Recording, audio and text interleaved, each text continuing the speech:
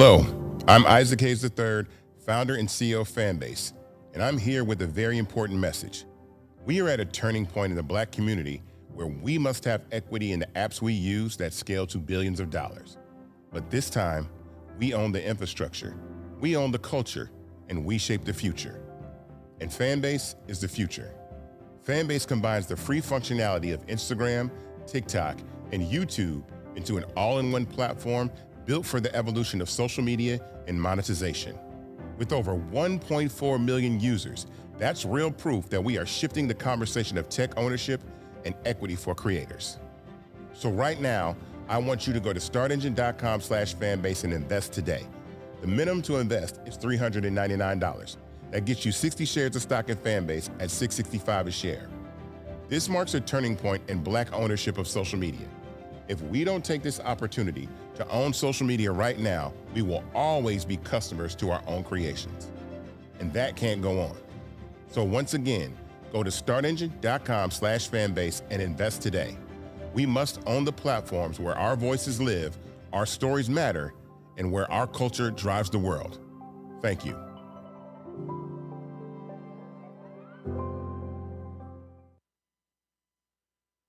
Folks, Black Star Network is here. Hold no punches. I'm real revolutionary right now. Black power. Support this man, Black media. He makes sure that our stories are told. Thank you for being the voice of Black America, Roland. Stay Black. I love y'all. All momentum we have now, we have to keep this going. The video looks phenomenal. See, this difference between Black Star Network and Black-owned media and something like CNN. You can't be Black-owned media and be scared. It's time to be smart. Bring your eyeballs home. You dig?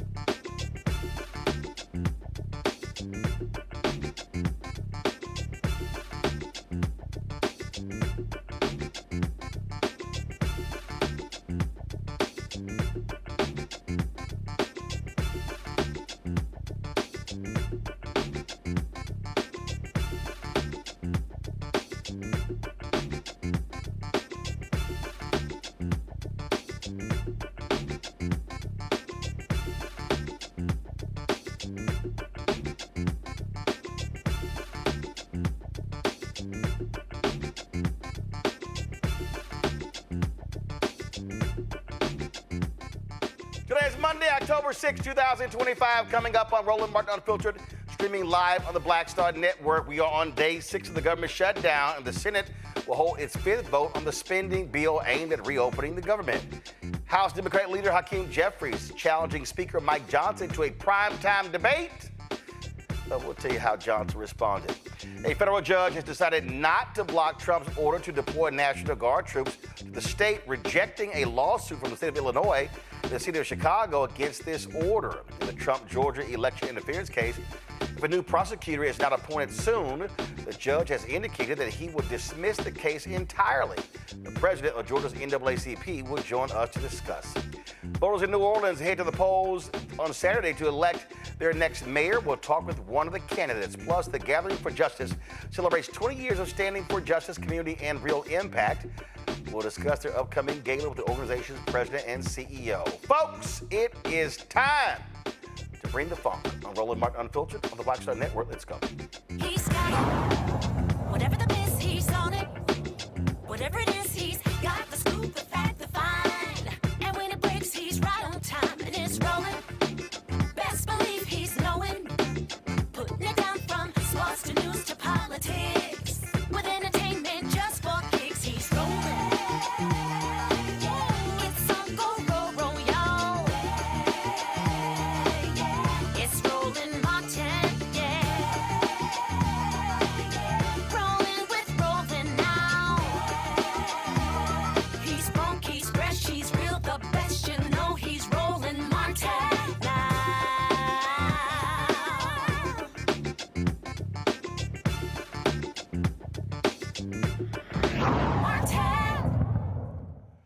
Folks, the Senate, this is a live look at the United States Senate, where they will be holding their fifth vote on a funding bill to keep the government open, or actually end the government shutdown. Senate Minority Leader Chuck Schumer says the only way out of this shutdown is through a meeting between Republican and Democratic congressional leaders and the twice impeached, criminally convicted felon-in-chief Donald Trump.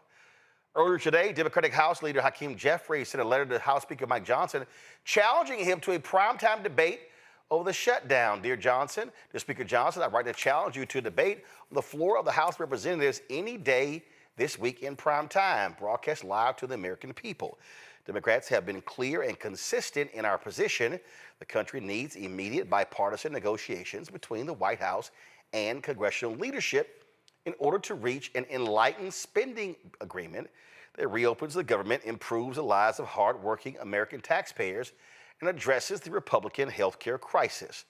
Unfortunately, Donald Trump and your party decided to shut down the government because the GOP refuses to provide health care to everyday Americans. Further, you have kept House Republicans on vacation instead of working with Democrats to reopen the government. Republicans have set in motion a health care crisis that has ended Medicaid as we know it and ripped coverage away from millions of working-class Americans. Throughout the country, including in your home state of Louisiana, hospitals, nursing homes, and community-based health centers are closing. Equally troublesome, if the Affordable Care Act tax credits are allowed to expire, millions more will lose their health care coverage. The cost of premiums, copays, and deductibles will skyrocket in an environment where Republican policies continue to make life too expensive. Given the urgency of the moment and the Republican refusal to negotiate a bipartisan agreement, a debate on the House floor will provide the American people with the transparency they deserve. It will also give you an opportunity to explain your my way or the highway approach to shutting the government down when Democratic votes are needed to resolve the impasse that exists. Thank you for your prompt attention to this matter. I look forward to our debate. Well, Johnson did respond, and to a reporter who asked him if he would take Jeffries up on this challenge. When the poll says that about 13% of the people approve of your messaging, then you make desperate pleas for attention, and that's what Hakeem Jeffries has done. Look, my friend Hakeem had his shot. We debated all this on the House floor, as you know, before we passed our bill. He spoke for 7 or 8 minutes. He had all of his colleagues lined up. They gave it their best shot, and they argued, and they stomped their feet and screamed at us and all that. And still, we passed the bill in bipartisan fashion and sent it over to the Senate. The House has done its job. I'm not going to let Hakeem try to pretend for these theatrics. I mean, this is a Chuck Schumer decision. The ball is in the Senate's court now. The House has done this. We don't need to waste time on that nonsense. Those debates have been had. Colleague's a friend. I mean, Hakeem is a friend and a colleague. I respect him, but we all know what he's trying to do there. Well, folks, guess what? CBS, YouGov, they've got a new poll that speaks to how it's being handled. So 32% approve of Trump, 52% disapprove, 16% not sure. Congressional Republicans, 28 approve, disapprove 52%, not sure 20%. Congressional Democrats, 27% approve, 49% disapprove, not sure 24%. So the disapprove category, actually Democrats are lower. than Republicans, but also in the approved category, they're also lower. They have higher not sure remarks. Now, concern about the government economy, the effect on the shutdown. 49% say they are very concerned. 31% say somewhat concerned. 20% not concerned. Are their positions worth a government shutdown? Democratic positions worth it, 28. Republican positions, 23. Not worth it, Democrat 40. Republicans 45, not sure 32. So those are not great numbers, but they also speak to where people are. My panel, Dr. Omekongo Dibinga, Senior Professorial Lecturer, School of International Service, American University, author of Lies About Black People, How to Combat Racist, out of D.C. Zabora G., DEIA Consultant and Employment Specialist, out of D.C. Diambe Carter, author and Associate Professor, School of Public Policy, University of Maryland, out of D.C. as well. Diambe, I want to start with you. There's a lot of polling here, but the reality is Republicans have been trying desperately to say Democrats own this, but the public polling shows that people are blaming Republicans for this shutdown. Now we're seeing that Trump is signaling he will sit down with Democrats to discuss this. They know they're being hurt by this. Mm-hmm.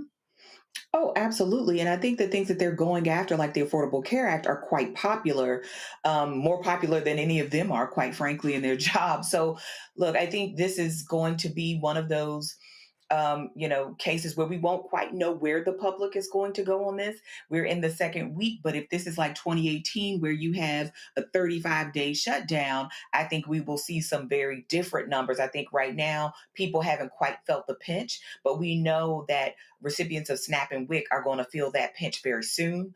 The runway is not very long here for many people in this country to start feeling the hurt of this. I mean, not to mention federal workers, right? Many of whom are furloughed and not being paid at this moment. So I think there's very little time for both groups to come to the table. But I think the Republicans actually have more to lose right now by allowing this to continue. And I think people are not as interested in these stories about, immigrants taking or using federal benefits that they don't actually have access to, and want to know, well, what is the government going to do for me now that, these non-essential services are shut down and these federal employees are home? This right here, Omekongo, is more of that CBS YouGov poll. Blame the most for government shutdown. Trump and Republicans in Congress, 39%. Democrats in Congress, 30%. Both equally 31%. Again, this is showing who is getting the blame for this. Yeah, and I think that these numbers are going to go up. I think that's why Trump is saying that he's willing to meet, because the fact of the matter is we're coming up on this Friday. It's going to be the first time checks are supposed to go out and may not. Military families are like the next week, I believe the 15th or so, are supposed to be looking at checks they may not get. You saw Trump speaking to the Navy this weekend, talking about, don't worry about it, I'm going to pay you. You also have the situation with the farmers. How is he going to give them a bailout where there's no Department of Agriculture that's open to be able to issue checks? And so Mike Johnson is clearly making the rounds more than we've ever seen, because they're really trying to control the narrative. But even some Democrats have gone on some of these Fox Spaces and have broken down the hypocrisy of all of this. And so Mike Johnson can go out to his restaurant and chill, and Trump can go play his golf, but the American people are not stupid. Furthermore, the Republicans are not in Washington, D.C., and Democrats need to do a better job in terms of the imaging and messaging of just walking by these Congress folks' doors and showing that they're actually not there. How are you going to negotiate when people aren't even showing up? I also give credit to the Democrats, from AOC and Bernie to what Hakeem Jeffries have been doing. They've been consistent. They've been on message. They kept the messaging simple, and they deserve a lot of props for that as well. And I'm hoping that they continue to hold out, because the majority of Americans have their back. Zabor. Yeah, I definitely agree with all of that. I think that thinking about disabled individuals and how it's going to really impact the American people at home, people are really concerned about losing benefits and about, not being able to have disabled individuals are dependent on that Social Security income, and elderly are dependent on that Social Security income. So to have the shutdown continuing, and like he said, no one is really negotiating. You're not even here to negotiate. It creates a really big problem for the disabled community that already are having, limited supports and don't have the accommodations and things they need. And for those individuals that are trying to take care of their children, take care of their families, and still, go to work and all of these things, I just think that it's really important that we come to some kind of conclusion and we really think about what's more important. Is it going to be not really working together, or is the long-term impacts of what that big, beautiful bill is going to do to those services more important? Absolutely. All right, folks, so we're going to keep watching to see what happens. We'll watch the Senate vote. We'll tell you what happens there as well. Got to go to break. We come back. A couple of different federal judges deal a positive and a negative to Trump in their efforts to send National Guard to different states. We'll tell you about those decisions next, right here, Roland Martin Unfiltered on the Black Star Network. This week on The Other Side of Change, we are talking about our North Star, our luminary, our guide, Assata Shakur, who recently passed away in Cuba. We're going to unpack her legacy. I refuse to allow Assata's legacy to die before children that aren't even born. Our babies that aren't even born must know her and must know her. And that roadmap is going to get us closer to liberation. You're watching The Other Side of Change only on the Black Star Network. Next on The Black Table with me, Craig Carr.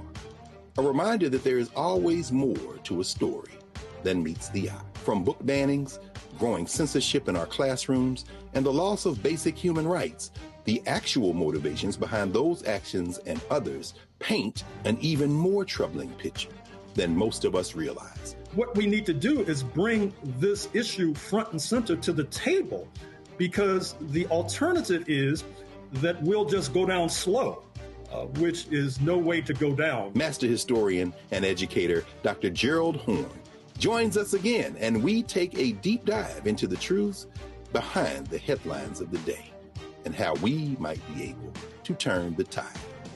That's on the next Black Table here on the Black Star Network.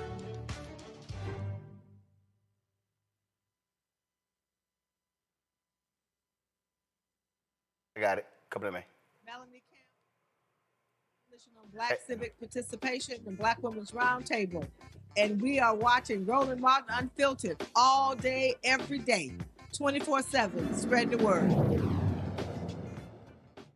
Folks, a couple of different federal judges have ruled regarding troops going to different states. First and foremost, a federal judge has ruled that Donald Trump cannot send federal troops from California to Portland, Oregon. Of course, California Governor Gavin Newsom also said he will sue the Trump administration after they federalized 300 California National Guard troops. Now, here's what's crazy, y'all. Trump, they're trying to claim that, oh my God, Portland, Oregon is just out of control. It's crazy. But here's the problem. That's not what the people in Portland are saying. So he's sitting here claiming that, Portland is just crazy. It's just unbelievable. It's just out of control. Well, the police chief is like, no, it's not. In fact, I'm trying to find, this was a soundbite last week where the police chief addressed it. And this was actually, this is one of the bites right here. Y'all gonna trip out. The chief said, it's one block. What are y'all talking about? All right, listen to this. Is there a myth or a misconception since this news broke that you're like, oh, I just wish people understood this? Yeah, I mean, the fact of the matter is, and it's been highlighted so many times so well, but I just want to emphasize, this is one city block. City of Portland is about 145 square miles. This is one city block. And even the events that are happening down there do not rise to the level of attention that they are receiving. We are seeing this true for our society in whole. I'm not going to try and editorialize too much, but these, 30-second, 20-second, 15-second clips clips that are brought in from months ago or maybe even years ago. We've seen Portland portrayed through the events of the lens of 20 and 21. And what's actually happening in the response that we're seeing both from Portlanders and from the Portland Police Bureau is not in line with that national narrative. And it is frustrating, but we're going to continue. I mean, that's the police chief, y'all. So who should you believe? Lying-ass Trump, lying-ass Stephen Miller. Who should you believe? Now, there was a battle back and forth today between CNN's Caitlin Collins and the chief liar-in-chief, that is Carolyn Levitt, Trump's spokesperson. So listen to this back and forth. A federal judge over the weekend that the president had appointed to the bench in his first term in office basically argued that he could not deploy other states' National Guards to Portland, basically said that it was untethered, his argument, to what is actually happening on the ground. Which local officials in Portland have said that the National Guard is needed there? With all due respect to that judge, I think her opinion is untethered in reality and in the law. The president is using his authority as commander-in-chief, U.S. Code 12406, which clearly states that the president has the right to call up the National Guard in cases where he deems it's appropriate. And if you look at what has happened in Portland, Oregon, for more than 100 nights, I was talking to our law enforcement team about it this morning, for more than 100 days, night after night after night, the ICE facility has been really under siege by these anarchists outside. They have been disrespecting law enforcement. They've been inciting violence. We saw, again, a guillotine rolled out in front of this federal building. And so the president wants to ensure that our federal buildings and our assets are protected.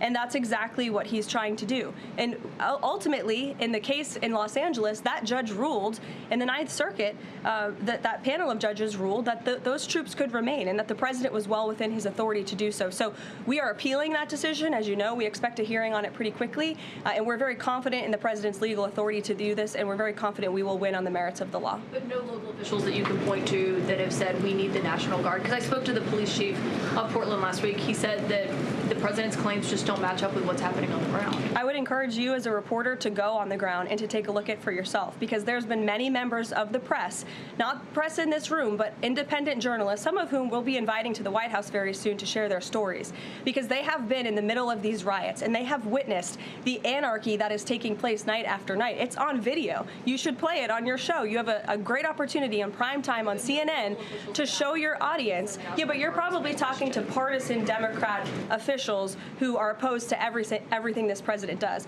You should also ask the people who live in Portland. We've actually heard from many members of the community who have said that this is complete civil disobedience. It's a mess. It's been loud. It's been troubling for neighbors in the community who are just trying to live peacefully. And these people are not there to peacefully protest. They are there to cause mayhem and havoc. Okay, so that's the BS they're peddling. Well, guess what? Nicholas Kristof, who was with the New York Times, actually went to Oregon, posted a video, and I thought it was pretty hilarious, this video that he posted. All right, y'all, check this out.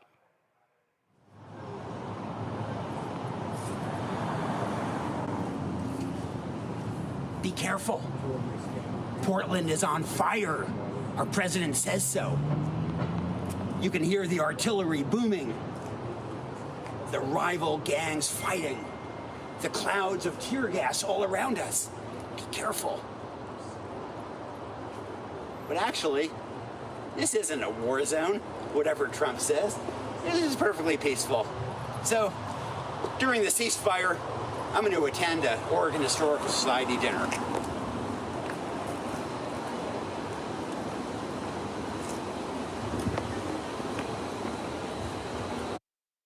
Now, of course, that's Oregon. We see what is happening in Chicago, totally different. We have seen vicious efforts by ICE there, rappelling down from Black Hawk helicopters against this one particular building. I mean, zip ties of grown people, have dressed folks, children as well. A 2-year-old child. Really? Zip-tied? I mean, it makes no sense whatsoever. Illinois Governor J.B. Pritzker addressed this issue as well. This is what he had to say. Earlier today, the state of Illinois filed a lawsuit challenging Donald Trump's unlawful and unwarranted plans to deploy armed military troops to Chicago. There is no invasion here. There is no insurrection here. The local and state law enforcement are on the job and managing what they need to. Right. So that was the governor. Now, Mayor Brandon Johnson, Chicago mayor, addressed this issue as well, because what we saw take place in this one particular building where they claimed they were going after Venezuelan gang members, but it was black folks who were being pulled out, who were standing there detained, arrested, 3 o'clock in the morning, half clothed, children as well. This is the mayor. Thank you to the community-based organizations that are standing together in this critical moment in our nation's history. We are here today to talk about the events that have transpired over the past week. The past week revealed the true face of the administration's immigration enforcement in our city, and the entire world was able to witness that. On Tuesday, federal immigration agents raided an apartment building in the South Shore community in the middle of the night. This building was managed by a slumlord that people have all been clear about. The city actually sued the owner in February over 15 building code violations. The residents were dealing with deplorable conditions already. This was before ICE trampled. But when they came in the middle of the night, they terrorized the families that were living there. There were children who were without clothing, they were zip-tied, taken outside at 3 o'clock in the morning. A senior resident, an American citizen, with no warrants, was taken outside and handcuffed for 3 hours. Doors were blown off their hinges, walls were broken through, immigration agents coming from Black Hawk helicopters to set up snipers on nearby buildings. This is America. One resident described the situation plainly, and I quote, "They had immigrants in one van and black people in another van." This raid wasn't about public safety. It was about and it's certainly not about immigration. This was about a show of authoritarianism, a forceful display of tyranny. They sent a clear message to all Chicagoans. They said, "We do not respect your rights. We can do anything we want and we will film it and put it on social media." The very next day, ICE agents chased people outside of a homeless shelter on the south side and then caused a car accident on the west side. Immigration agents put a young black man in a chokehold on the side of the street in East Garfield Park. Witnesses, one of which you will hear from this morning, bravely filmed the interaction, eventually leading to this person's release. On Friday, agents dispersed tear gas in the middle of a busy city street. Chicagoans were hit with chemical agents while walking their children home from school. A couple ran from tear gas with a 2-year-old child in their care. Agents went into the Humboldt Park Health Center and detained a sitting elected official, Alder Jessie Fuentes, of the 26th Ward, because she simply requested to see a warrant. On Saturday, they escalated even further by shooting a U.S. citizen. They claimed it was defensive fire, but frankly, we cannot trust anything that comes out of the administration. It was only a few short weeks ago that they claimed officers were severely injured in the killing of Mr. Villegas Gonzalez in Franklin Park. A Sun-Times investigation found that the agent said on body camera footage that it was, in fact, nothing major. We have a rogue, reckless group of heavily armed mass individuals roaming throughout our city that are not accountable to the people of Chicago. Their actions put all Chicagoans at risk. When protesters confronted federal immigration agents in Brighton Park on Saturday, they were met with pepper balls and more repression. CPD responded to attempt to de-escalate the situation, and ICE tear-gassed our police officers. Let me be clear. Tear gassing women and men who serve as Chicago Police Department officers is not how we make our city safer. I'm calling for a full investigation into this incident and into all of the brutality that we have seen over the past week. They are taking police resources that should be in our neighborhoods, serving Chicagoans and diverting them to deal with the chaos that they are causing. We need ICE out of our city so that we can continue to focus on the strategies that have been working to drive violent crime down. These actions tell us a simple truth. If we allow this administration to take away due process for anyone, we will allow them to take away due process for everyone. They told us that this was about the worst of the worst. In reality, they are going after anyone who objects to families being ripped apart and community members being disappeared. ICE lies and people die. We cannot allow this to continue. We must take action more drastic than what we have taken before, because what we are seeing is a more radical attempt to undermine our democracy. And today, we are signing an executive order aimed at reining in this out-of-control administration. The order establishes ICE-free zones. That means that city property and unwilling private businesses will no longer serve as staging grounds for these raids.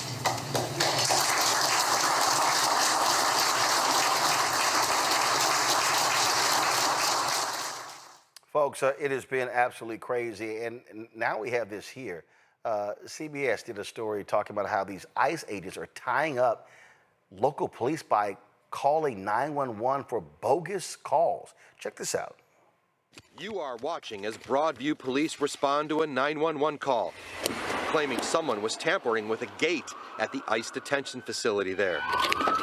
Body camera footage obtained by the CBS News Chicago investigators shows several Broadview police officers respond to an alleged Homeland Security threat. The gate in question is where ICE takes detained immigrants for processing. What's up, guys? Hey, what's up? Not much. How are you? Good. We got a call of subjects trying to climb over the fence or something. No, not since we've been here. But when police arrive, all they find is two people and a camera. Our CBS photographer filming the exterior of the building with a CBS security guard by his side. Okay, you guys didn't tamper with any of the... No, man. The 911 call claiming someone was tampering with the gate came from an ICE agent. According to this incident report, an ICE agent called police for help.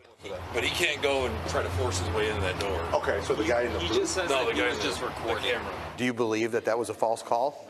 I do. Again, it was just our CBS photographer filming the exterior of the building. In your mind, bogus. Yes. It's disturbing. It's ridiculous. The Broadview Police Chief Thomas Mills says this is just one of several questionable 911 calls his police department has received from ICE at this facility recently.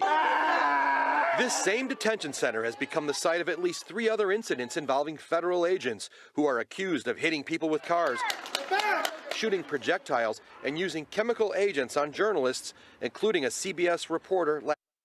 Crazy is that? Now, I don't know if y'all saw this here. Before I go to my panel, I want to show y'all this here. So, you know Ice Barbie? Ice Barbie was in Broadview, okay? And she actually tried to go to a city facility because she wanted to use the restroom. And they were like, nah, we're good.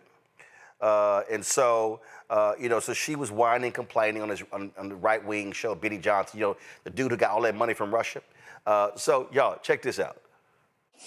Can we use the restroom? No, you cannot. We can? Please don't close the door. Please don't. Okay, all right, thank you. Interesting. That's what Governor Pritzker says is cooperation in keeping people safe.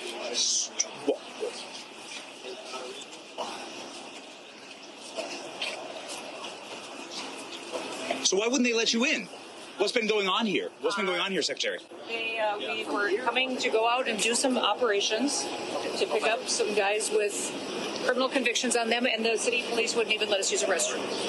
And you were just blocked by a worker here for the city? A worker at the municipal building here in Broadmoor would not allow us to go in and to use a restroom at the police station.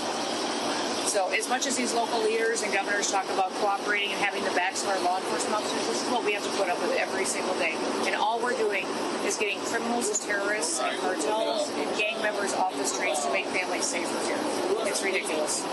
I mean, is impeding law enforcement? I mean, this is a real problem. This is a real problem. I'm so proud of our officers that deal with this every single day. They know that America's got their backs, but what they face here every day is real prosecution. Incredible. Yeah. Incredible. First of all, Omekongo, she lying. Your ass going to the bathroom is not blocking us from doing work, but here's what she wants to deny. These the police chief of Broadview say he has never been spoken to the way he was by these ICE agents. They have disrespected local police, and then they want them to reciprocate? Oh, hell no. Oh, absolutely, hell no. And I remember also watching your show last week, and the same officer, Chief Mills was talking about his officers have been, had the effects of the tear gas and so on and so forth. How long do they think they can keep disrespecting local law enforcement? I know Pritzker was asked today if he's going to get the state troopers involved, but these are guys who got guns and got badges and got authority as well, and ultimately you're invading their city. And everybody's talking about, people should be working with Trump. Mike Johnson, yield, man, just let Trump in and let them do their thing. They have no desire to work with them. And this is Mayor Johnson has made this clear from the beginning. Trump does not want to work with them. They want to come in there and dominate and control. They had enough. And then if you look at all of the videos and posters that they're putting up on their ICE website, when they had one man getting arrested and they said, this is what's going to happen to Antifa, more coming. Antifa, which is also a fake organization in terms of no real leadership or anything like that. They're using that also as a pretext to go into these cities. Everything Mayor Johnson said was absolutely true. And I really don't know how much these law enforcement folks, the local people on the ground, because to be honest, Roland, I really feel like many of these so-called ICE agents, I just feel like these guys are the insurrectionists that were put out and are just running around lawless and reckless. And at some point, when these guys start getting arrested or getting unmasked by other people and people start tracking them down, maybe they'll start to subside. But right now, they are running loose. Ice Barbie's running loose, and what they're on the roof with snipers and everything. Nah, this can't continue, and it's just going to be a matter of time before I think local law enforcement has had enough as well with these individuals. Zabor, I agree. I listen. We don't know who these people are. We don't know if they're oath keepers. We don't know if they're Proud Boys. We don't know if they are vigilantes. We don't know any of this. Definitely, we are watching people that already don't have trust in law enforcement. You are against law enforcement, against the citizens of these places. You're looking at what's going on in Chicago. You're looking at how the police are being treated. And they're telling you, their governments, the local governments, we have too much big government in our local communities. And with ICE just doing whatever they want to do, they're creating trauma in these communities. These people are going to have to deal with these traumas, and there's no supports. They're not going to have any supports after ICE leaves and we try to get back to some state of normal. But how can we even get back to a place of some level of normalness when who's going to trust the police at that point?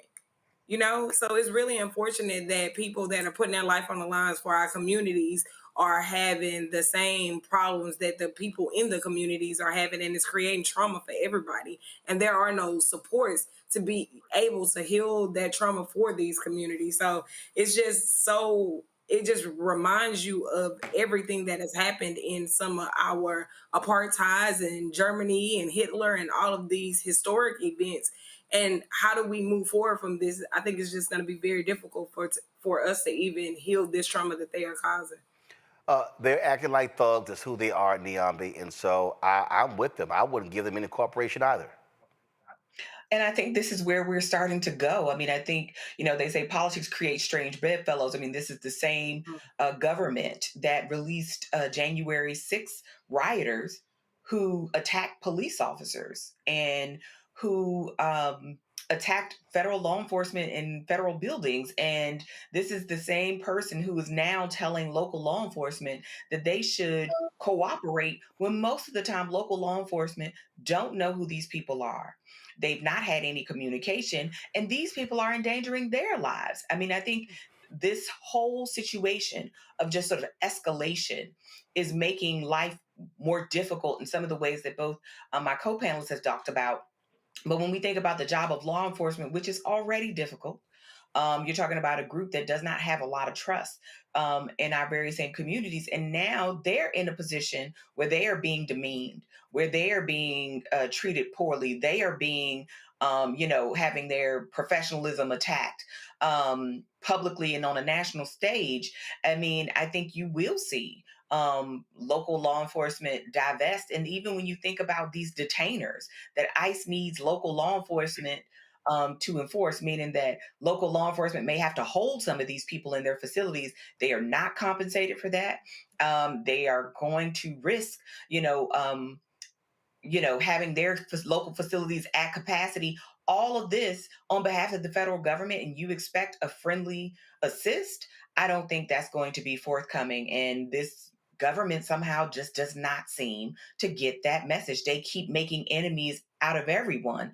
And in a minute, you're going to create a lot of friends out of people who have very different perspectives on lots of things, but are unified in their idea and their sense and their rightful belief that this government is dangerous and out of control. Folks, quick break. We come back. Will we see the end of the Georgia illegal voter case? Man, wait to tell y'all what's going on there. Don't forget to support the work that we do. Join the Bring the Funk fan club. You want to support our show? Give you a cash app. You stripe QR code. You see right here, bottom left-hand corner. PayPal, R Martin Unfiltered. Venmo's RM Unfiltered. Zelle, Roland at RolandSMartin.com. Roland at RolandMartinUnfiltered.com. Check your money order. Make it payable to Roland Martin Unfiltered. P.O. Box 57196, Washington, D.C. 2003 7-0196. Back in a moment. On A Balanced Life, parents, teachers, students, administrators, oh my, are you putting in the work, seeking to be a teacher, an associate principal, a principal, trying to elevate who you are and where you're going? Our world is changing. For veteran teachers, we have to be able to usher in students into a ever-changing, ever-evolving world. If we have this triangular effect, we will create a successful student who will be able to just thrive wherever and in any situation that they're placed in. Join us this week on A Balanced Life with Dr. Jackie here on Black Star Network. This is Tamala Mann. And this is David Mann. And you're watching Roland Martin Unfiltered. Could we be seeing the end of the Georgia voter fraud case? The judge overseeing the Georgia election interference case against the twice impeached, criminally convicted felon in chief Donald DeCon Trump, as well as others, says he will dismiss the case in less than 14 days if a new prosecutor has not been appointed to take it over. Fulton County Superior Judge Scott McAfee set the deadline in a one-paragraph order on Friday.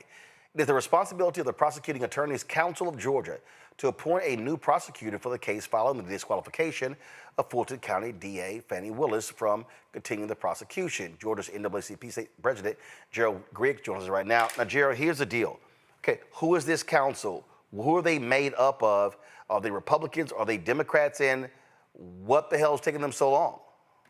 So they're appointed by the governor. And so the governor makes a determination of who will sit on the Prosecuting Council of Georgia. And they've made the determination that they will choose who the next appointed prosecutor will be on this case. So typically they pick the prosecutors from the judicial circuits around the state. And this order by Judge Scott McAfee has put a time limit on the amount of time they have to make that appointment. And so we are very concerned. Of course, this case has dragged on for years. We want to make sure that it's fairly tried. And so we're calling on the Prosecuting Council of Georgia to appoint a duly elected district attorney from the Metro Atlanta area to oversee this case and to complete the case based on the will of the people. So how long ago was it that the Supreme Court ruled that Fannie Willis was disqualified from the case? Last month, about 2.5 weeks ago, the Supreme Court ruled that she was disqualified. And so the judge then at that point last week issued an order giving 14 days for the file to be turned over and a new prosecutor to be appointed. And subsequently, Pete Scandalakis, who's the head of the Prosecuting Council of Georgia, filed a filing on Monday today stating that he has not received the file from the Fulton County District Attorney's Office and asked for another 90 days to get up to speed and to appoint it to a duly elected prosecutor in the state of Georgia. So, okay. And does this council meet? Do they, I mean, like, what the hell's taking so long? You would think they would already had somebody's name in the back pocket, knowing full well it was likely she was going to get disqualified.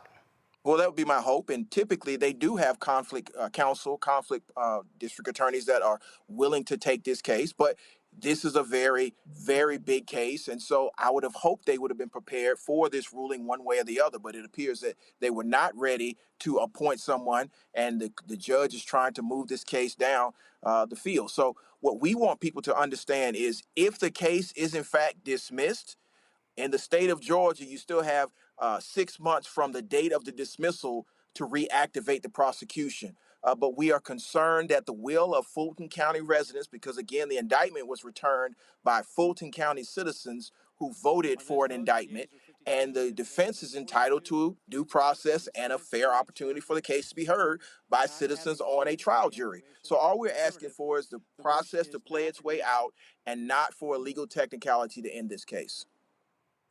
Absolutely crazy. What are folks there saying, and what kind of pressure to be put on this council? I mean, they could just sit on this. Well, I think people are just now recognizing what happened in the state of Georgia, just finding out about the ruling. And so we are encouraging people to contact the Prosecuting Council of Georgia at their office or through email to make sure that they understand the importance of this case and the need for the public to understand and to have a trial and for the defendants to have due process, but ultimately to get to the bottom of what happened in the election case here in Georgia. All right, then. Gerald Griggs, we surely appreciate it, man. Thanks a lot. Appreciate you. Folks, this is one of the things, that, again, that we really have to focus on, pay attention to. And, yeah, you know, I've said it over and over again, and you know, I got people, Zabora, who got mad at me, but I'm sorry. Finally, Willis screwed this up. I mean, anybody with common sense, if she did not put her boyfriend on this case, we're not having this conversation. She definitely screwed up. I mean, as a Black woman, she knows that the level of accountability for her is way higher. So you can be a professional woman and not think of how your decisions will impact other things. This situation is causing a lot of problems, and her decision making makes you question her ability to do her job. But at the end of the day, it's like, okay, you've made all of these bad decisions. How are we going to move forward? And you're putting Fulton County in a really bad position. She definitely has to make some wiser choices and make sure that she is aware of how all of these things have been impacted over the last couple of years. It would be a shame, Niambi, if this case just went away. Bottom line is they got the goods on them. I mean, a number of these people have already pleaded guilty. Mm-hmm. Yeah, but I think, you know, this has been complicated by so many other things, right? I think Zabor is exactly right. I mean, the personal details, right? The things that look inappropriate, that look corrupt, kind of overshadowed the other corruption, the real things that were on the table in this case. And unfortunately, we can't have that discussion because it's been overshadowed by Fani Willis. And, you know, I think it's unfortunate on so many dimensions. I think it's unfortunate for the people of Georgia. It's unfortunate for our democracy. But it is also unfortunate because you do have this person here who, by all metrics, right, is sort of good at her job, but has been not so good in separating the personal from the professional. And, you know, now we can't have the most important conversation we need to have because we're talking about ethical lapses and professional miscalculation and misjudgment here. Yeah, I'm a Congo, and it's just, again, this case could have actually gone to trial had it not been sidetracked by all of this stuff. Yeah, and we're just another example of where Trump is not going to see the inside of a courtroom for trying to overturn the election. All of the other cases or other issues, and here we are right now. And I disagree with our guest. I'm from the NAACP that, this isn't working the way it's supposed to. I think it's working exactly how it's supposed to. I think they want to slow walk this and they want it to go away. I think this is their plan all along. And this is another botched opportunity to get this man. I mean, so many dominoes had to fall in place for Trump to be able to get elected again. We have this situation, Merrick Garland waiting like over a year and a half or however long, slow walking these things. But yet here we are. With Trump, you got to dot every I and cross every T. And that was not done in this case. And now they are going to make this case go away. And so this man, so many people are aiding him in his process to become an authoritarian. And this is just another step in that process. I'm sitting here looking, yes, y'all, some of this stuff, and I got to talk about these tariffs. And if I hear another crying ass Republican over these tariffs, and they're just, oh my God, what are we gonna do? This here was a CBS piece of one of these guys in Iowa. And see, this is what I really wish these media people would do. Stop interviewing these farmers and not ask them who they voted for. They should be asking them, hey, who did you vote for during the election? All right, so here's one of these farmers complaining about tariffs and how they're losing their money. This is the season that farmer Rob Ewalt usually lives for, harvesting nearly 2,000 acres of corn and soy. I don't believe there'll be a profit this year. I think we will go backwards. Ewalt learned the family business from his parents, who struggled but survived the 1980s farm crisis. He sees parallels. As a kid, I'd go to bed, and you'd hear the whisperings of my parents talking about finances. We didn't know what was going on, but now I know what they were talking about. We want to split open the pod. Okay. The pod should crack open. Farmers may be forced to sell their crops at steep losses now that China, once the largest buyer of U.S. soy exports, is retaliating against U.S. tariffs. So you've done all this work, and you have more work to do, and you're losing money. Yeah, it's a great occupation, isn't it? It could mean ruin for some farmers. As of June, 55% more filed for bankruptcy compared to the previous year-to-year period. It's an endless cycle that we're caught in right now, and this is all I know. Can't do it any better. But who did you vote for? See, this is what is bugging me. Well, China not buying our soybeans. China doesn't have to. I love this idea that they think that China should be mandated to buy American soybeans. Trump shitted all over China. Trump sat there and started this trade war, and that's all we keep seeing. All we keep hearing of these farmers, oh my God, I mean, what are we gonna do? I mean, we're losing money, and it's costing us money, and hold up, here's another one. I found one more. Check this out, y'all. Northeast Ohio farmers like Portage County's Chuck Sayre, and you'll learn that there are two W's over which they have no control. Weather. We got a little dry in August, but weather-wise, we're still pretty good. And Washington. In the mood I'm in right now and how we see things, I'm glad the government shut down. I wish they would get out of the way. It's a frustration born out of a trade war with China, America's biggest buyer of soybeans, that began in 2018 when farmers like Sayre felt the initial hit. From 2013, our income is down over 50%. Though China cut back, they were still buying American soybeans. In this latest trade war, the China market has essentially been shut down. China has stopped purchases of soybeans, and this is a huge impact for our farmers because this is the biggest export economy for a lot of farmers, throughout the Midwest, especially in Ohio. That's driven down the price of soybeans, which means for farmers like Sayre, a loss on every seed that was planted this year. Every acre of soybean we grow this year, right now, we're losing $300 per acre. So over our little 1,000-acre farm of soybeans, that's $300,000 worth of loss. Dion B, they voted. Iowa, red state, voted Trump. Wisconsin, Trump. Michigan, Trump. Pennsylvania, Trump. Nebraska, Trump. Kansas, Trump.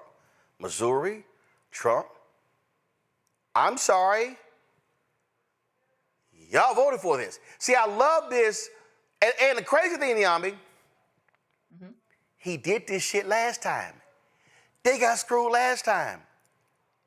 So forgive me. I don't want to. I'm not supporting the bailout. I'm sorry. I'm just gonna say two words, and this might be mean-spirited, and I've been trying not to cuss. Fuck them.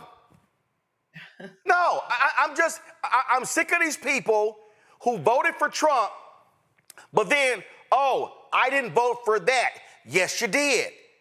Because Vice President Kamala Harris told you this was gonna happen. But no, y'all didn't wanna believe that. So now all you farmers are going broke, damn a bailout.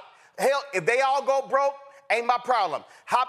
Get your ass to the food line for some SNAP benefits. Oh, I'm sorry, they cutting that too. Well, I mean, and we've seen farmers have multiple bailouts. So, I mean, this is would be one among many. But I would say to that, though, Roland, and this question comes up over and over again, it's like China told you what they would do. When Donald Trump was telegraphing, this tough talk about tariffs and how he was going to be imposing all these tariffs on countries around the world that we do business with, he took dead aim at China, and China told him then, we won't buy these soybeans, which they told him the first time he did it and what they followed through on. You're talking about an economy with 1 billion people. And they heavily are subsidizing, right, soybean production in this country because we can't absorb the amount of soybeans being produced by the United States. So, I mean, you didn't have to look at third parties to tell you. China told you. And Donald Trump also told you things like they're going to pay for it. And even though economists and everyone else said that's not how tariffs work, people let their racism, let their nativism, let their worst impulses guide their decision making, not thinking about the fact that the United States cannot govern other countries and what they choose to do, China being one of them. And so now that we're in a trade war with China, of course, we're going to be in some other stuff with South Korea and other countries around the world. We can expect not just for farmers to feel it, but for other parts of our economy to feel it. It's going to get a lot worse before it gets better. And if the only thing we can ask for is more government welfare for farmers, this is going to be a real problem because you have the government talking out of both sides of their mouths. We can't say we're going to rescue farmers, but then tell, the millions of people that are on Medicare and food subsidies that there's no money for you. So I think the United States government or these farmers are going to just have to reckon with the fact that this is the United States government that is not interested in them, hasn't been interested in them, but was willing to use them. And they were more than willing to be used. And now we are all reaping the consequences of those actions.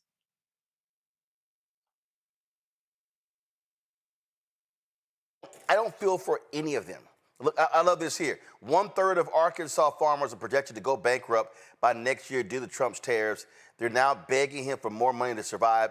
In 2024, Arkansas voted for Trump over Harris, 64%, 33%. I'm sorry, I don't give a shit about them going bankrupt, Zabora. I don't care. They voted for this. They knew this was going to happen. So guess what? Suck it up. Totally agree. Everybody had the option to vote for who you wanted to vote for.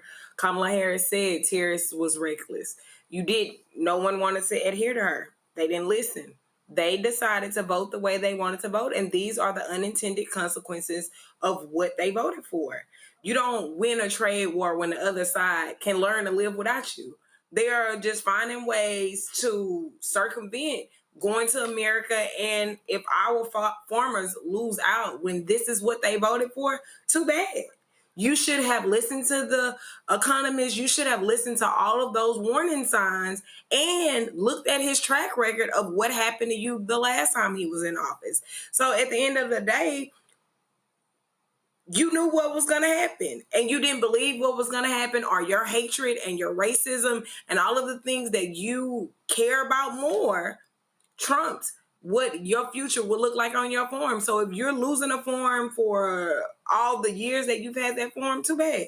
We've lost so much more as a Black community with the decisions they made to vote this president in office. I don't care, Ome Congo. I do not care. If they go broke, they go broke. I hear you, man. And lastly, I hear you. And lastly, Democrats don't bail their asses out. Cause see, they got bailed out last time. They got welfare last time, and they still said screw Biden or screw Harris. So I would be like, hell no, we ain't supporting no bailout. Hell no. Matter of fact, I would say, Trump, you want $50 billion, you want to bail out for the farmers, well then you're gonna bail out student loan. Yeah. I mean, they could demand a lot. I mean, the Democrats could demand a lot if they wanted to. I mean, they're fighting for, the healthcare, but they can demand a lot of things right now, tariffs, cut those and the like. But when it comes to these farmers, Trump is like the guy who pays somebody to attack him and his girlfriend to lose the fight so he could be the savior. Like, he needs people to depend on him. And that is exactly what he's doing with these farmers. These farmers, I keep thinking of the late, great Dr. Joe Madison, who says, what are you going to do about it? If you feel like you've been screwed, then you should be down to be supporting the Democrats, funding Democratic campaigns. This already happened to you in 2018. But like you said, they're blaming anybody but Trump. They're blaming China. They're blaming Democrats. They're blaming Washington gridlock. What did the guy say? I could do without Washington. But they don't want to go for the guy who's making this happen. And one thing that we haven't mentioned is this Argentina $20 billion bailout that's going to be happening. And Argentina's making a deal with China for the soybeans as well. So it's like they're getting screwed in so many different levels. We're bailing out these other countries and screwing the farmers. And they should have been paying attention not only in 2018, but also when USAID got closed down, because that was also a venue that they used to get their grains across the world as well. And when that didn't happen, when they didn't speak up after that got shut down, I'm like, they're still going to ride with this dude regardless. They're still going to build with what this guy says regardless. And once they lose their land and it's bought by some type of foreign entity, because Trump got all these connections with the Saudis and so on and so forth, I still don't know if we're going to get them to move towards the Democratic side come 2026 and come 2028. But I think the Democrats will have a big heart, and if they get in, they're still going to bail them out anyway. I can see it. Go broke. Hey, what do they used to do in Rome in the Colosseum? I do not have an ounce of empathy for these people. I cannot feel bad for somebody who voted for a person who made it clear he was going to launch tariffs, and it screwed you last time, and then you're shocked you got screwed. So, what remember that hotel guy? It's above me now. It's above me now. I do not support welfare, a subsidy, a bailout, whatever you want to call it, for these farmers. And matter of fact, since we're going to do that, I only support a bailout for farmers in blue states. Isn't that how Trump is operating? I'm just saying. Yeah. All right, y'all, going to a break. We come back. We're going to talk to one of the candidates running for mayor of New Orleans. Election is on Saturday. Let's talk about it. You're watching Roland Martin Unfiltered on the Black Star Network. If in this country right now, you have people get up in the morning and the only thing they can think about is how many people they can hurt, and they got the power, that's the time for mourning. For better or worse, what makes America special, it's that legal system that's supposed to protect minorities from the tyranny of the majority. We are at a point of a moral emergency. We must raise a voice of outrage. We must raise a voice of compassion. And we must raise a voice of unity. We are not in a crisis of party versus party. We are in a crisis of civilization, a human rights crisis, and a crisis of democracy itself. And guess what? You've been chosen to make sure that those that would destroy, those that would hate, don't have the final say, and they don't ultimately win. Michael McMillan, President and CEO of the Urban League of Metropolitan St. Louis, and you are watching Roland Martin Unfiltered. Folks, on Saturday, voters in New Orleans will elect their next mayor. 3 frontrunners have emerged from a crowded field of 11 candidates vying for the position. Louisiana State Senator Russ Duplessis, City Council Vice President Helena Marino, and City Council Member Oliver Thomas. They're competing to replace Mayor LaToya Cantrell, who is term limited and will leave office in January. Cantrell is currently facing federal corruption charges. New Orleans City Council Member Oliver Thomas joins us right now. Councilman Thomas, glad to have you back on the show. Man, good to be back with you, Rule. A lot of folks have been voting early. Black turnout is high as well. Most important, your top 3 priorities if you're elected mayor of New Orleans. Well, first of all, to make sure that this little crime surge we have right now is stymied and we can have a safe community. And then the delivery of city services has really kind of fallen apart. People really want and expect that if they're going to pay their taxes, if they're going to pay the city, that they should get their services on time. And then the last thing is, how do we come together to protect this community? We've been under siege, we see, by threats, outside threats from the federal government, as well as we need to have a better relationship with our state. Our state needs to be more partner than predator. But those are 3 things, along with having some of the most qualified people to run those departments. I'm going to be looking at those areas. One of the things that jumps out, obviously, economic revitalization. You're still trying to recover, frankly, from Katrina. Businesses left, people left, rebuilding your housing infrastructure. What's your plan for that? Well, Louisiana's a losing population. The metro region is a losing population. But the crazy thing is that we attract people. We punch way above our weight when you talk about tourism. We're one of the most visited places in the world per capita. We need to build on that. I have a plan for 10,000 houses, bring together housing experts. Let's use a lot of nonprofits that were successful in the past. Let's take a look at how we reprogram CBDG funds for soft seconds. How do we use the Good Neighbor program and the Teacher Next Door program that are successful around the country to make sure that teachers, law enforcement personnel, and others can get an opportunity, even in many cases with their meager salaries, can get an opportunity to own a home in our community. So I was the first person out with the 10,000 Homes program, and I really want to mimic some of the success that happened here, as well as what happens around the country. Look, one thing we know, we have space. One of the things that also is the public trust. And look, there have been way too many New Orleans mayors, city council members who have been indicted, guilty, gone to prison for corruption. How do you gain the public's trust and let them know that you're going to be different than what has happened in the past, unfortunately? Well, first of all, I'm much better because of what I went through. I want to have an office of ethics and integrity that's transparent, so people can see at every time that we're working hard to establish that trust. But one of the most difficult things that we're going to have to do in this country, as well as in local communities, people don't trust the political system. We're going to gain that trust by our actions to make sure that we're above and beyond board, our principles, our integrity, we lead. And I'm committed to doing that. I want to be the first mayor to have an office of public trust and integrity. We're going to lead with that, and we're going to work hard to earn the citizens' trust. But like most folk who fell down, I really think I'd offer an opportunity to a community that's struggling to show how we can get up. Just because you fall down doesn't mean you stay down. In many cases, your lowest point may be a way that you can look up to see that we can get to our highest point. And New Orleans deserves the very best from me and all of government. Questions from our panel. Congo, you first.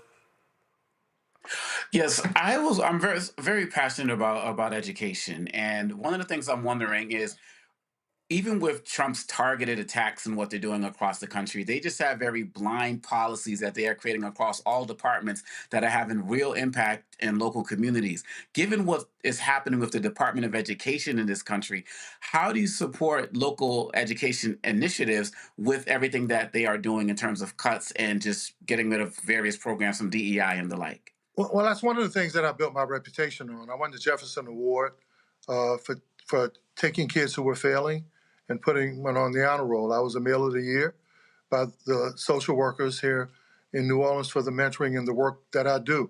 I grew up in the Lower Ninth Ward, Desire, one of the poor communities in this city. And that doesn't mean anything in terms of your intellect, but also I want to be the first mayor that has an Office of Education that works hand in hand with the superintendent. And I'm the only elected official that has an after-school program. That's part of my life, man. That's part of what I'm committed to. And those awards that I won, those awards were before I got elected, which shows that you don't have to get involved in education and get involved with our kids just because you have a political title. That's a way of life for me. Niambi? Yeah, so thank you for speaking with us tonight. I wanted to know, what do you think the healthcare climate is meaning for your city? And in particular, I'm thinking about maternal mortality for Black women, not just in the city of New Orleans, but in the state as a whole, access to STI screenings, birth control, and contraception. Like, how do you address that? I imagine it matters. Yeah, that's something that I deal with. I started the first mental health show, Mentally Speaking, 10 years ago on WBOK. I wasn't elected, but as someone who grew up in a neighborhood that saw his first body, my brother and I, when we were in elementary school, I understand the effects of mental health trauma. When you talk about STDs in this community, over the last 10 or 11 years, Black women have led in HIV and sexually transmitted diseases. Louisiana is 44th in health care. So whether it's mental health, physical health, this community deserves, I think, a national like trauma center that takes a look at mental health and chronic illnesses. We lead. New Orleans flips back and forth with St. Louis and Detroit when you talk about chronic illnesses here. So that's something that I lended a platform to, that as mayor, I want to have a health department that focuses on chronic illnesses, especially in our largest demographic, the African-American community. So that's already part of my life. So you can bet, make sure that that's going to be a priority in my administration. Thank you. Zabora? Thank you, Mr. Thomas, for being on here. You talked about expanding housing and neighborhood programs, and I want to know, how will you make sure that disabled and deaf residents aren't just included on paper, but are fully centered in these programs and getting housing and ensuring that they are accessible, affordable, and designed with those individuals in mind? Well, it seems like every question you guys are asking is in line with my resume. My family, my late sister, Juliet, was disabled. She had cerebral palsy. It was a difficult time getting around with my family in a city that didn't have access. And one of the other things I did, one of the icons, heroes, as a matter of fact, there are neutral grounds with his picture on it, Charles Toubre. I worked with him several years ago to make sure that we brought light to whether it was disabled access, the ADA, buses where the disabled can access. And as we begin to construct new buildings and new housing and new places to live, we are missing out in this country on billions of dollars just because families and folk with disabilities can't access commercial places or can't access public spaces. So this is something I had to grow up with. This is something that I'm going to continue to work with. So though my late sister is not here and Charlie Toubre isn't here, that's ingrained into who I am. Right then, well, again, the election is on Saturday, and then just 5 days up to campaign. Councilman Thomas, we appreciate it. Thanks a lot. Well, thank you guys. Continue to do what you do and leading the way and not only speaking truth to power, but doing it from a power position. We appreciate that. That's what I want to do as mayor. All right. Thanks so much. I certainly appreciate it. Folks, got to go to a break. We come back. More on today's show, including an organization celebrating its 20th anniversary that was founded by my man, Harry Belafonte, the Gathering for Justice. They're having their big gala on the 13th of October. We'll talk about that on the show. Plus, lots more to break down. You're watching Roland Martin Unfiltered right here on the Black Star Network. Said the quiet part out loud. Black votes are a threat. So they erased them. After the Supreme Court gutted the Voting Rights Act in 2013, Republican legislatures moved fast. New voter ID laws, polling place shutdowns, purges of black voters from the rolls. Trump's Justice Department didn't stop it, they joined in. In 2018, his DOJ backed Ohio's voter purge system, a scheme that disproportionately erased black voters. Their goal, erase black votes and political power. Yeah, that happened. These are the kinds of stories that we cover every day on Roland Martin Unfiltered. Subscribe on YouTube and download the Black Star Network app. Support fact-based independent journalism that centers African Americans and the issues that matter to our community.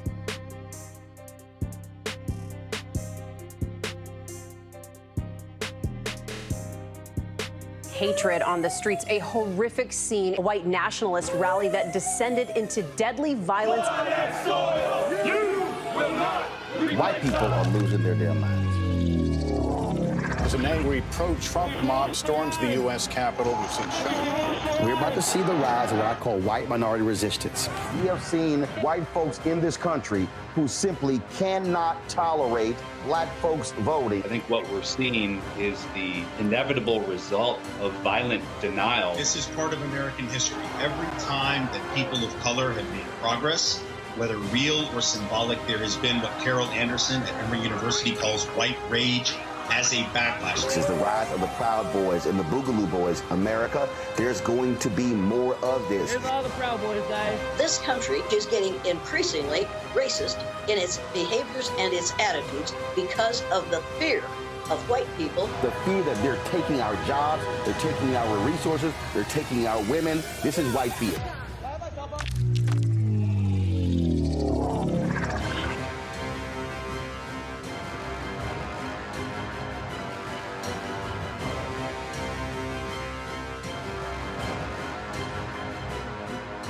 Hello, I'm Isaac Hayes III, founder and CEO of Fanbase, and I'm here with a very important message.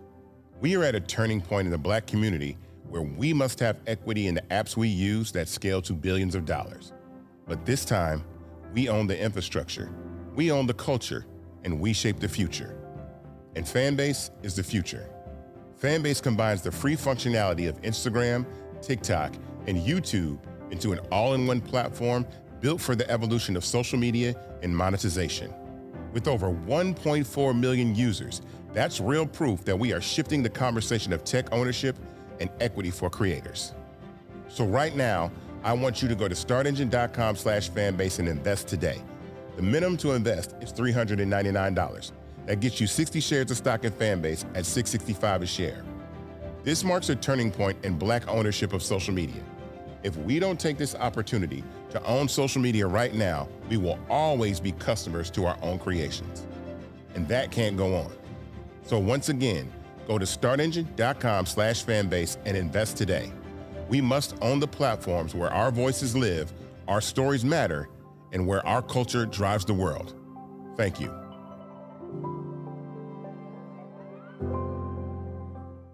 Lil Thompson with winwithblackmen.org. You're watching Roland Martin Unfiltered. Folks, in Louisiana, new video evidence presented by the attorney for a deceased former LSU star, raising major concerns about the case against him.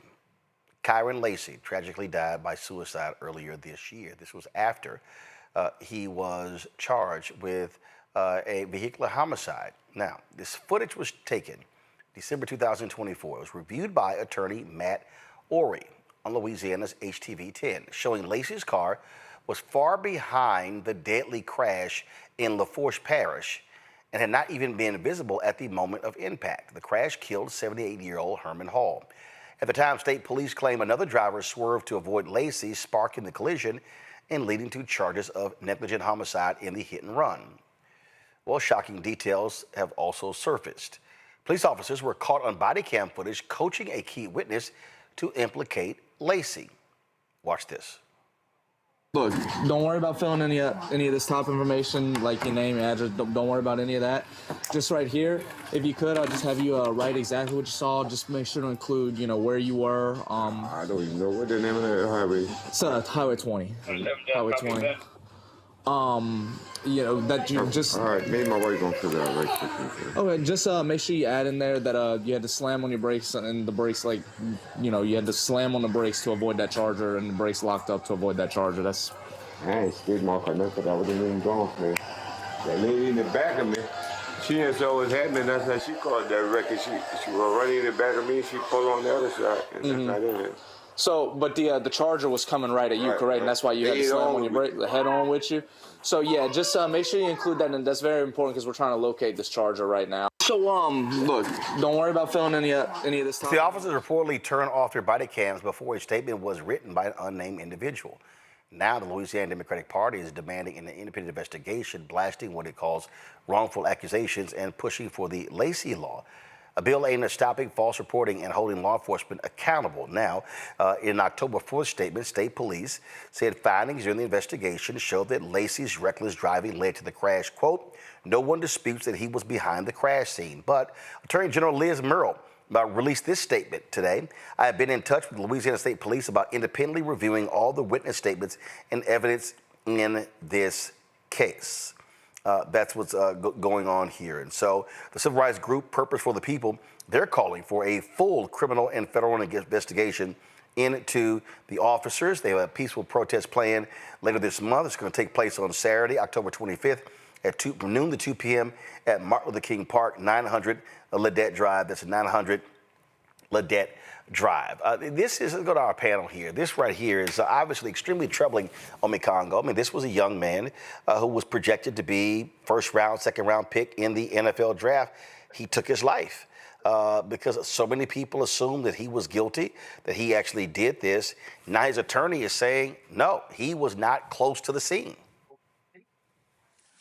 Well, this is incredibly tragic. You know, we spend so much attention, rightfully so, to unarmed shootings of police and serious issues like that, as of course we should. But there are also, Black lives that we lose over situations like this, and we don't talk about this enough. The fact that this man this young man is gone because of how he was tormented after this in this community after police potentially lied about what this man did. It's absolutely ridiculous. And the fact that people can just go all of this time and just live their lives after destroying this man's life, even if he lived, his whole career would have been destroyed with these investigations, but he's gone. And his family has to deal with that, and our community has to deal with this. And he should be here right now, save for the potentially false accusations of these police officers. And the fact that this was not investigated beforehand just means that some people were just intent on throwing this man's life away. Maybe they thought he was too big for his britches, too popular or whatever. They were just intent on doing this. And now we have to go backwards to try to rebuild this case, which should have never happened in the first place. It's tragic, and there needs to be real consequences if more wrongdoing is found. Zabor? This is ridiculous. We are looking at how a kid's life was took. Even though he committed suicide, their decisions impacted this young man's life just being gone and his family having to grieve and go through all these things. He didn't die in a vacuum. This is a part of just a long, violent history of how places like Louisiana and Mississippi treat our Black children. When something happens with them, they don't thoroughly investigate. They rewrite our stories and they lie to cover up, and the power that is never being in check is not accountable. And until we confront the history and change it and make sure that for kids like Lacey, we are doing something to hold these people accountable, I don't know how we go forward with raising our children and they're in these environments where we can't trust the police, we can't trust the reporting of the incidents that are happening. It just doesn't make sense to me. Nyambe? I was like, this is just tragic and cruel. I remember when the story was first reported. I mean, this young man had his reputation and his future dragged through the mud with little to no investigation, it appears, or at least with the investigation was there. For whatever reason, it seems like someone was intent to ruin this young man's future when, by all accounts, all he wanted to do was play football. And he did that at a very high level and had his whole future ahead of him. And not just his future, the future for his family. He had a younger brother and others who were counting on him. And he wanted to be that person to change his family's future and their trajectory and the pressure. I think this, more than anything else, shows the pressure that this young man was under that mentally he just could not continue, because it very much looked like the state of Louisiana was prepared to send him to prison for something that he absolutely didn't appear anywhere near close to doing. Certainly the story of him weaving in and out of traffic behind the accident was not the cause of said accident. And I will also, commend his family and his attorney for continuing to fight for justice on behalf of Kyron, because he absolutely did not deserve what happened to him. And I would say that there is negligence and there is responsibility here for Kyron's death, and it's not Kyron. It is the state of Louisiana. It is the recklessness of some local news organizations and the way they reported this story, like it was already a foregone conclusion that this young man had killed someone with his vehicle and then rode away and didn't render aid and didn't assist. I mean, it was just a horrible thing to happen to any person. But when we think about the psyche and the pressure of young people, and certainly of this young man, we have to remember what the stakes are. Our children are still our children. He is not a man. He was a baby. And I think we don't think about that often because they're big and because they're strong and they have muscles and all of these things. But that young man's mental health took a toll. And it's evidenced by the fact that he ended his life. And it's tragic. Indeed. Extremely, extremely tragic. And so we'll hopefully see a real investigation take place. All right, folks, got to go to break. We come back. We'll talk about the Gathering for Justice 20 years later after an organization founded by Harry Belafonte started. We'll talk about their upcoming gala right here. Roland Martin Unfiltered on the Black Star Network. This week on The Other Side of Change. We are talking about our North Star, our luminary, our guide, Assata Shakur, who recently passed away in Cuba. We're going to unpack her legacy. I refuse to allow Assata's legacy to die before children that aren't even born. Like our babies that aren't even born must know her and must know her. And that roadmap is going to get us closer to liberation. You're watching The Other Side of Change only on the Black Star Network. Next on The Black Table with me, Craig Carr. A reminder that there is always more to a story than meets the eye. From book bannings, growing censorship in our classrooms, and the loss of basic human rights, the actual motivations behind those actions and others paint an even more troubling picture than most of us realize. What we need to do is bring this issue front and center to the table, because the alternative is that we'll just go down slow, which is no way to go down. Master historian and educator Dr. Gerald Horn joins us again, and we take a deep dive into the truths behind the headlines of the day and how we might be able to turn the tide. That's on the next Black Table here on the Black Star Network. They said the quiet part out loud. Black votes are a threat, so they erased them. After the Supreme Court gutted the Voting Rights Act in 2013, Republican legislatures moved fast. New voter ID laws, polling place shutdowns, purges of black voters from the rolls.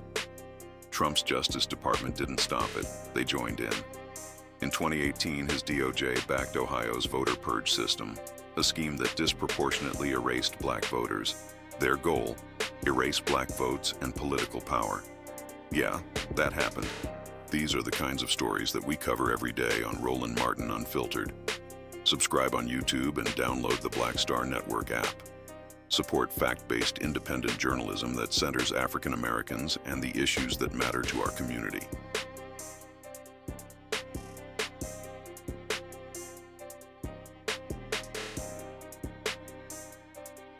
Hey, this is Motown recording artist Kim. You are watching Roland Martin Unfiltered.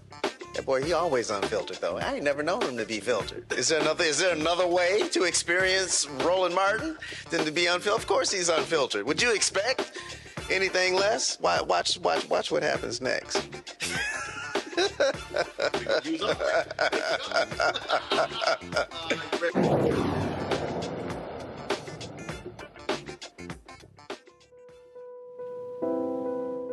"14 years ago, in Atlanta, Georgia, I call for a gathering of community leaders, civil rights leaders, artists, and activists to come to a thing we called the gathering.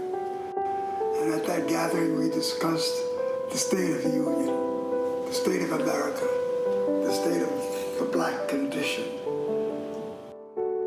That gathering turned out to be quite impressive. And ever since then, the gathering has endured and has been continuing to do work in the communities across this country. 14 years is a long time, and I am honored and pleased to see that this little idea has blossomed into a movement, primarily pioneered by a young woman by the name of Carmen Perez. She's a remarkable young woman, and she has led this organization with great dexterity and with confidence. I would like to ask you, in the name of those 14 years, to make a donation to the gathering for it to continue to do its work. $14, a dollar for every year we've been together, is a way in which we're able to continue to support the programs we're creating around the country. If you're so inclined, and I hope you are, I'd ask you to donate $14 to the gatheringforjustice.org.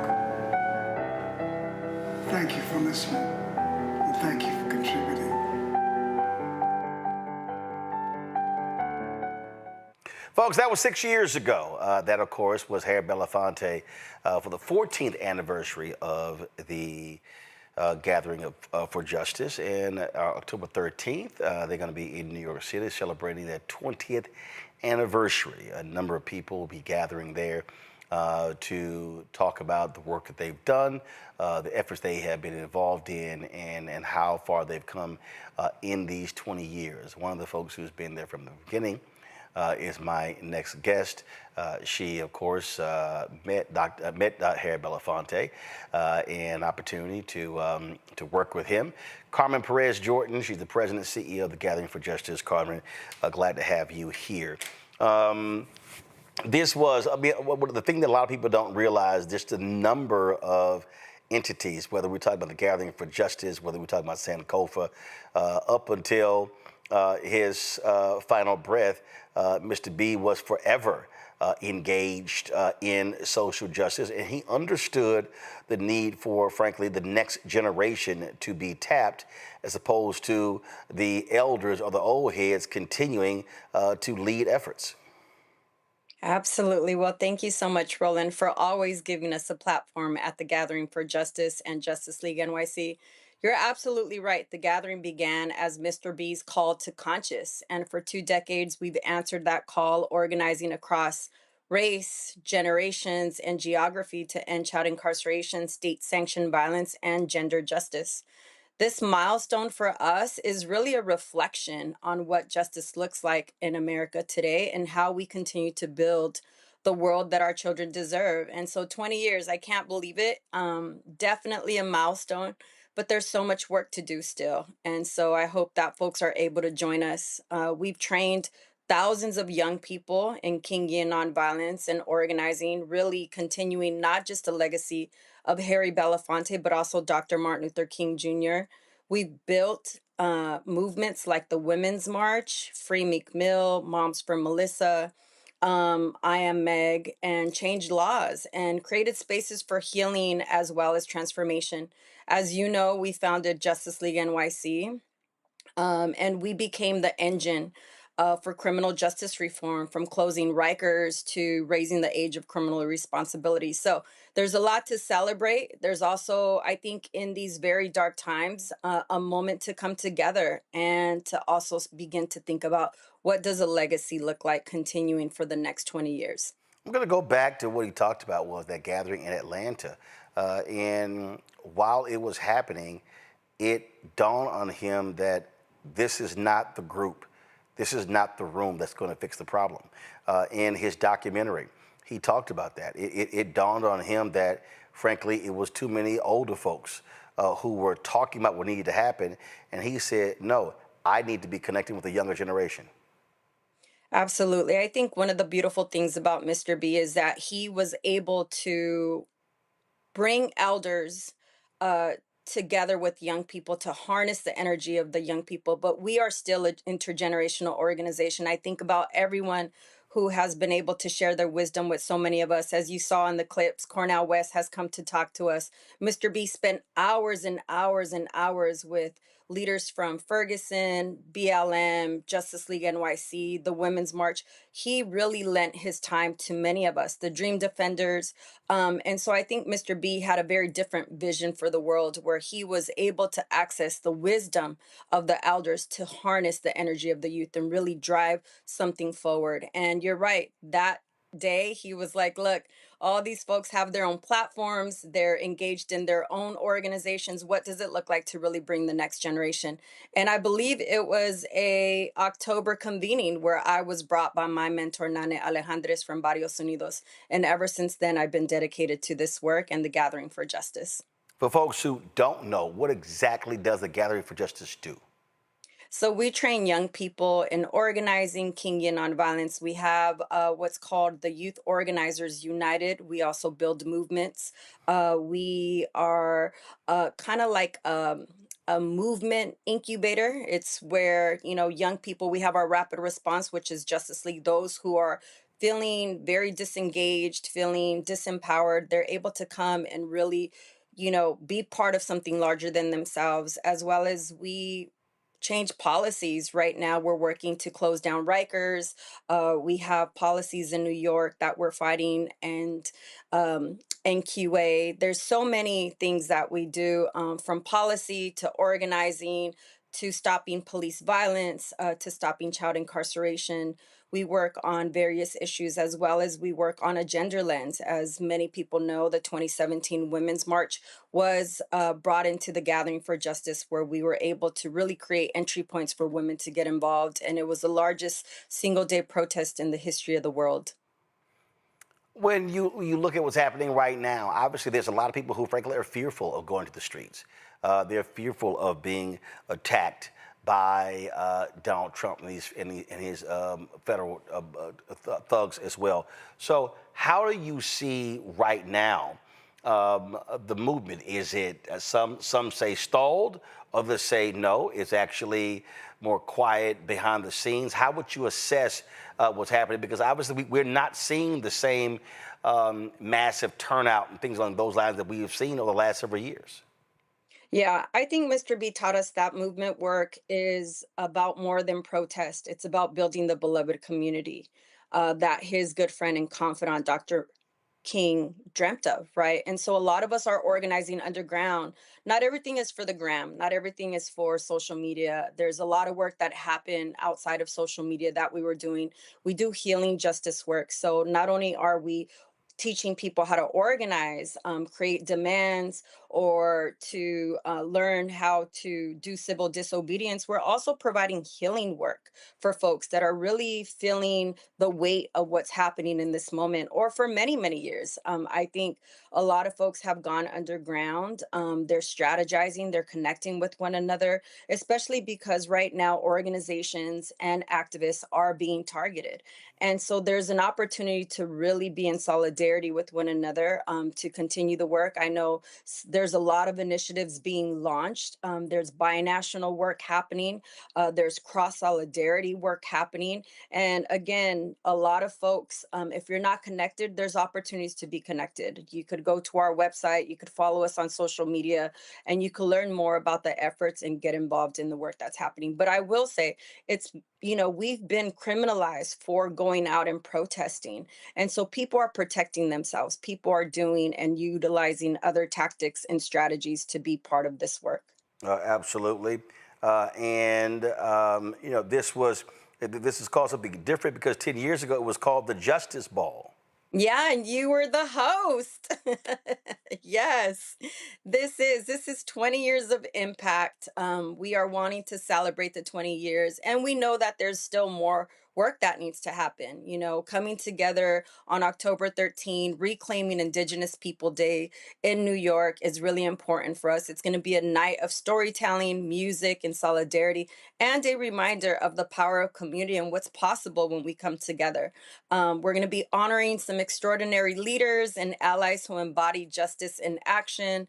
We have Zakia Shakir Ansari, who's the executive director of Alliance for Quality Education. She's one of our Justice League members, as well as Desiree Perez, CEO of Rock Nation, and our elder, Danny Glover, who has always guided us. He's always been there really supporting the work that we do, as well as Desiree, who has been somebody who we've been working with through United Justice Coalition. So it's going to have people who have used their voices and platforms empowered to advance equity and freedom, and we're really excited to come together to celebrate. Questions from our panel. Zabor, you first. Thank you so much for the work that you're doing. I'm a student. I'm in a PhD program at Howard, and I'm just curious, how do me, myself, get other students involved in the services and the things that you are doing and just get them more aware of what's going on? Absolutely. Well, we love students. We currently work in 5 high schools. We also engage a lot of the young people that we have worked with, like Bria Baker, came from Yale, and she was part of Justice League. And so they could plug in through our work by sending us a message. Our website is www.gatheringforjustice.org, or you could reach out to us on social media at Gather for Justice. We would love to talk to your young people. We would love to get them engaged in our work. Really, it's about this generation in this moment.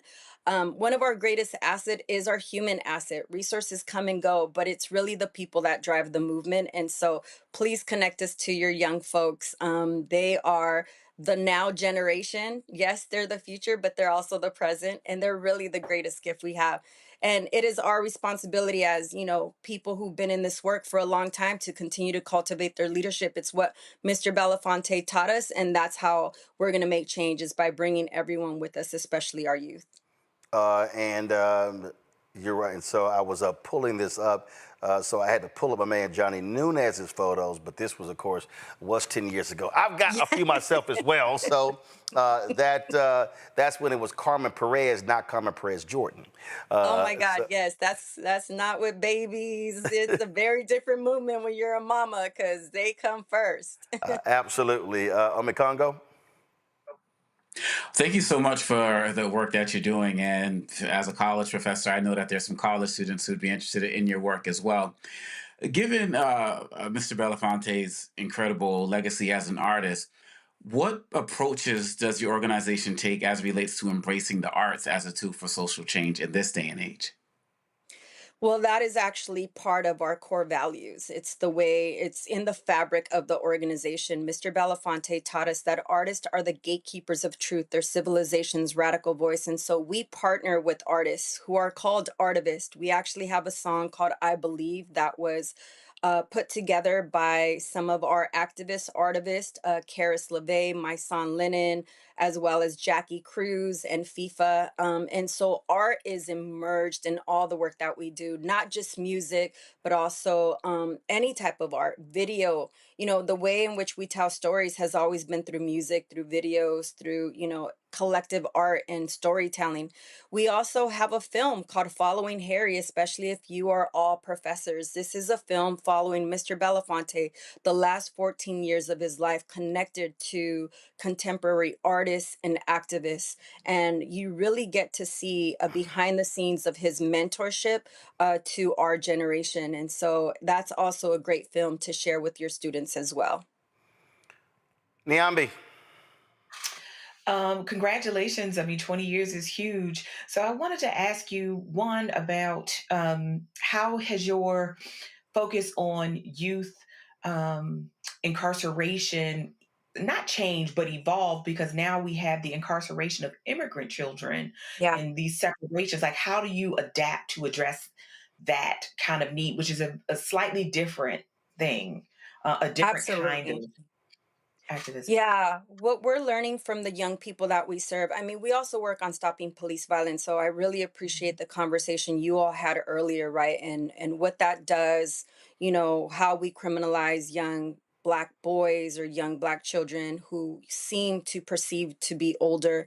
But in regards to what we're seeing right now in our high schools, our young people are facing multi issues. So initially, we go in thinking that we're dealing with young people that are impacted by gangs or violence, incarceration, and drugs. But we're now having to pivot by offering Know Your Rights trainings, workshops for our young folks because they're also being impacted by immigration reform. Their parents are actually the ones that are getting picked up and being chased by ICE in the fields. It's something that we saw. One of the counties that we work in is Ventura County. It was raided a couple months ago. It was all over TV. And so our organizers that are on the ground tell us, we can't just focus on leadership development or job empowerment, organizing or Kingdom nonviolence. We also have to equip these young people with Know Your Rights. So we try to give them stipends so that they could participate in our programming. We also feed them, and then we try to make the sessions relevant to what they're facing. But there's also an intersection, right, that we're not really talking about is, especially when it comes to police violence, is that now we're also seeing state-sanctioned violence when it comes to ICE raids and detention centers. So there's an opportunity to really build solidarity in this moment. And I know for the work that I've done with Mr. Belafonte, that was something that was very important to him. But certainly our work is pivoting. We have to respond to the moment. We just can't go as business as usual, and we have to make things that are relevant. Some of our programming is in Spanish. We do a Dr. Martin Luther King Solidarity Summit in Oxnard. Even though it's predominantly Latino, we really try to make sure that we're teaching the lessons of Dr. King and people to understand the rights in which they get to have privilege to actually benefiting from, and the teachings of Harry Belafonte. But we offer our programming in English and Spanish as well to make sure that the parents understand that there are resources for them. This, of course, was a photo we took that night, me and Mr. B, that night. It was November 9th, 2015. Yes, I always have my archives going. And in fact, so this, folks, who you see the show when we normally in our living room area, so that portrait you see right there, that actually was auctioned that night. I should have bought it that night. It probably would have cost me a lot less money than what I did. But that was a piece that was being auctioned that night. I love the piece. And so the sister who did it, when we opened our studios here, I commissioned a second one done. That's the exact same one that was that night. Obviously, mad respect for Mr. B. He's passed away April 25th, 2023. It has certainly been, of course, we had celebration of life a year later on his birthday at Riverside Church. But obviously, Carmen, someone who was such a towering figure, it still must be difficult having him not physically with us. Yeah.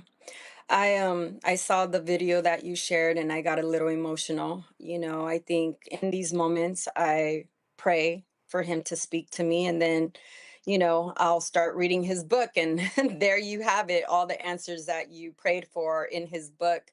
But there's a lot of moments where I miss him. I was in the office with him almost every day. Friday nights were probably my favorite, where he would put on his music, his sounds of Africa, and I would play my hip hop and we'd exchange.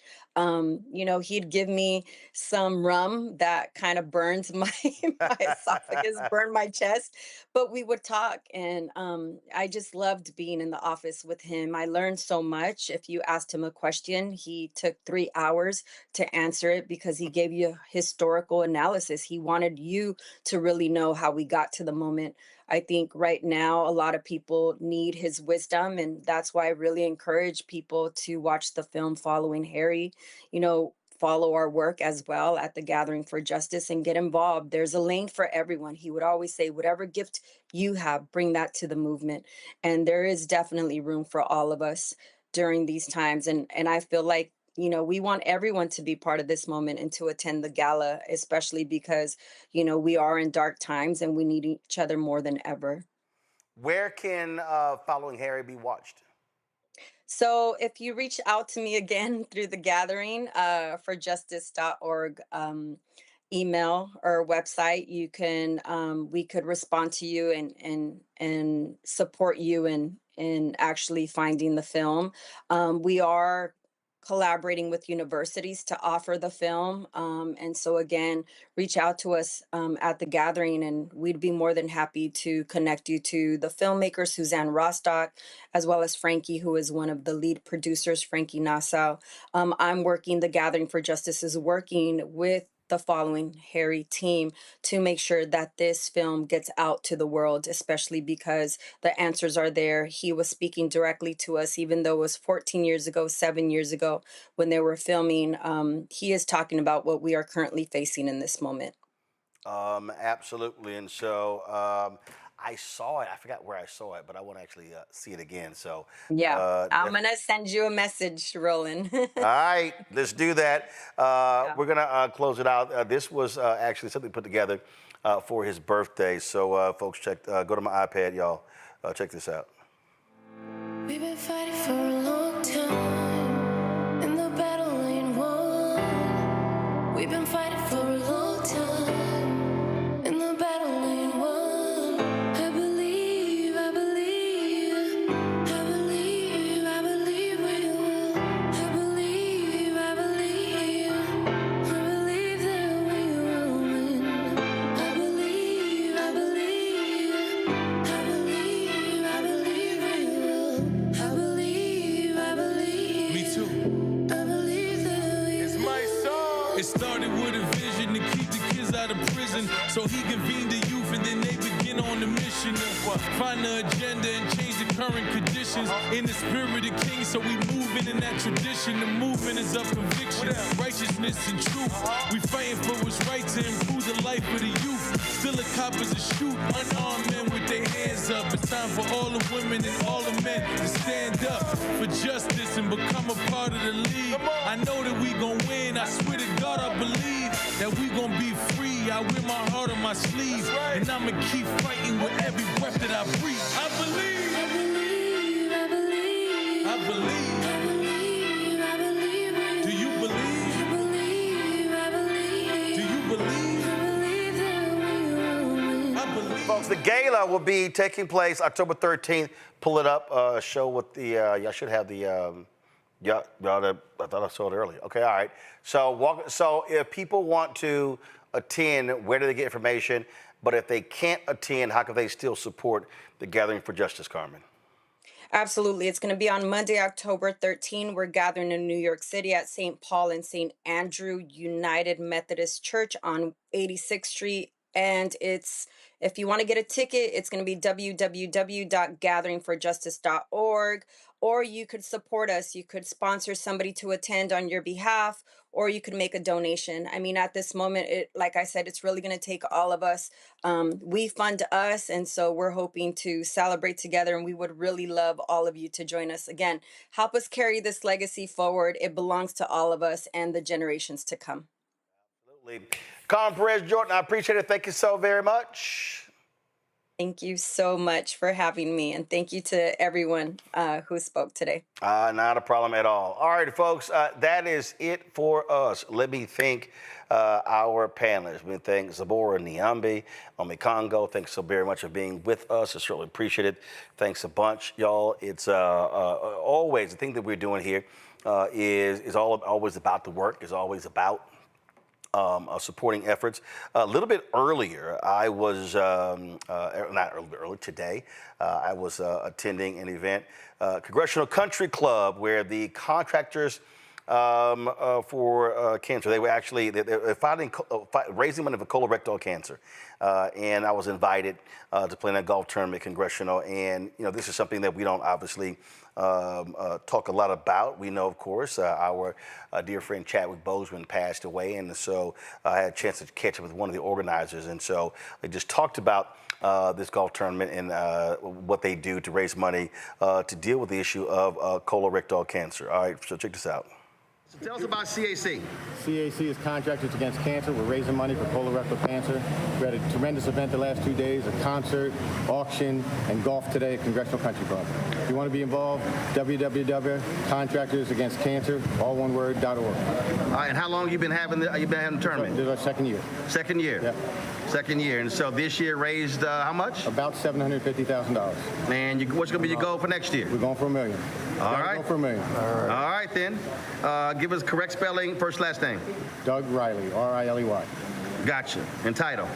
I am the chairman of the Contractors Against Cancer group. There we go. All right.